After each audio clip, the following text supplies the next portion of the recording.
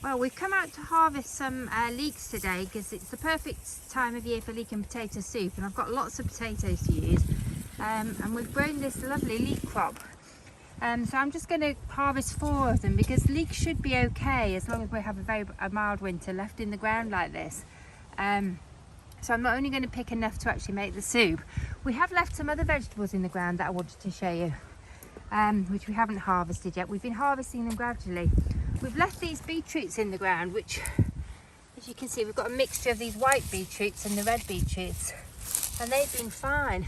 But sadly, we'd left quite a lot of our turnip crop in the ground too, and they have completely rotted off, which is really disappointing, as I was hoping to have turnips with my dinner tonight. But as you can see, the crop is completely ruined.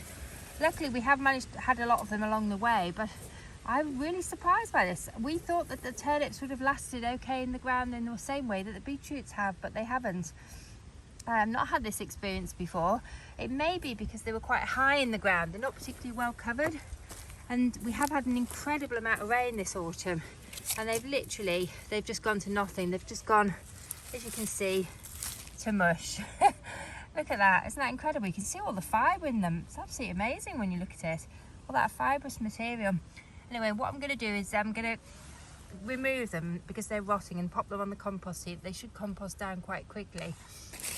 I'm going to harvest some beetroot for dinner because these roast beetroots are absolutely incredible with our roast dinner. I'm hoping they're going to be okay staying in the ground because they look good. And I'm going to harvest some leeks. Lara, come out the leeks, so I can make my soup. And the leeks should be fine left in the ground. Anyway, I just thought I'd show you this because it's always interesting to see failures as well as successes. And unfortunately, these turnips have definitely been a failure this year. Anyway, bye for now.